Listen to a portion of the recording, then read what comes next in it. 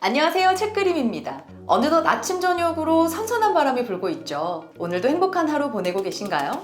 백과사전에서는 생활에서 기쁨과 만족을 느껴 흐뭇해야 행복이라는데 일상을 바꿔버린 코시국의 행복의 기준 또한 많이 변한 듯합니다. 행복의 정의를 새롭게 전하는 오늘의 책 만나볼까요? 별게다 행복합니다. 바로 이 책인데요. 배우이자 방송인이면서 글을 쓰고 또 인문학 강의로 종횡무진하는 명로진 작가가 별게다 행복한 별다행의 순간을 발명한 사람들의 이야기를 전합니다. 제가 얼마 전에 백신을 맞았는데 약간 처져 있었거든요. 사실 그때 읽으려고 미리 작가님 신작을 준비를 해뒀어요. 근데 이 책 정말 잘 읽힙니다. 작가님 이전 책들도 정말 무척이나 재밌었지만 술술 읽힌다는 말이 이 책을 두고 하는 말이 아닌가 싶을 정도였거든요.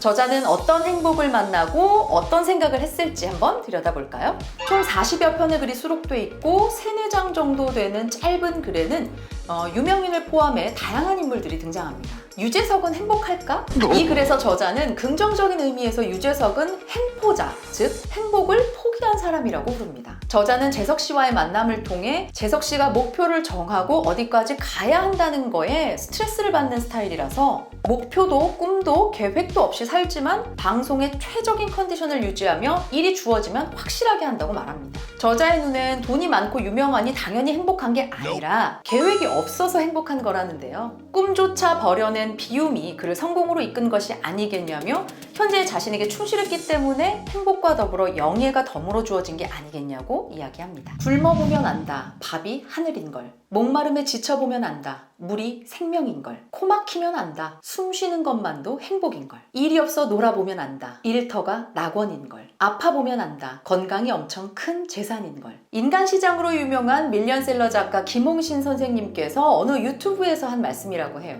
저자는 김 선생님의 말씀을 되뇌이며 소확행의 뉴 버전을 제시하기도 합니다. 소확행, 소소하지만 확실한 행복을 넘어서 소소한 게 확실한 행복이라고 말이죠. 별일 없음이 다행인 시간 속에서 우리는 이미 행복할 수 있는 조건을 갖고 있고 다만 우리가 알지 못할 뿐이라고 전합니다. 내놓으라는 스펙을 내던지고 가족, 친구가 모두 말렸지만 그럼에도 불구하고 자신의 길을 멋지게 가고 있는 한 남성 간호사와의 만남도 있는데요.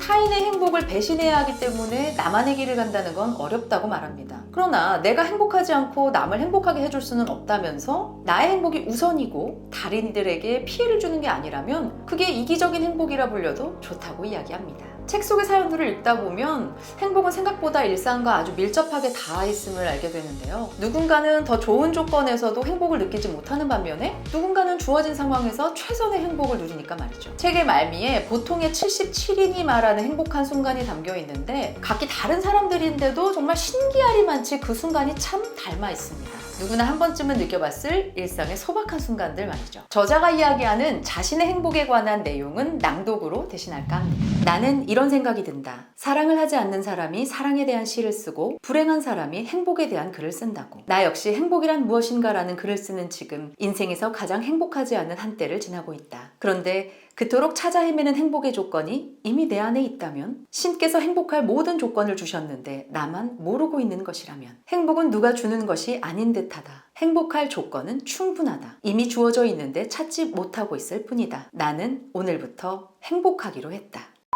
행복이라는 건 결국 자기 만족에서 오는 게 아닌가 싶습니다. 내가 좋아하는 행동을 할 때 행복한 거죠. 설레는 마음으로 택배 박스를 딱 뜯거나 기가 막힌 타이밍에 먹고 싶었던 음식을 바로 먹는다거나 좋아하는 사람과 함께 하거나 행복은 거창한 게 아니라 내가 좋아하는 일을 할 때 엔돌핀이 머릿속에 돌고 그게 후에 기억으로 남아 우리가 행복했다는 사실로 인식되는 거 아닐까요? 스스로에게 확신이 들지 않을 때나 잘 모를 때 보통 비교 대상을 찾아서 그 답을 얻으려고 하잖아요. 내가 지금 행복한 건지 의문이 드신다면 별게 다 행복하다고 말하는 이 책을 만나보시기 바랍니다. 책장을 덮는 순간 아마도 왜 나는 행복을 다른 사람과 비교하려 했는가? 무릎을 치고 나도 별게 다 행복한 사람이구나 하고 웃음 짓게 될 겁니다. 일상의 행복을 발견할 준비가 되셨다면 구독과 좋아요 부탁드립니다. 구독은 저에게 큰 힘이 됩니다. 다음 영상에서 만나요. 안녕!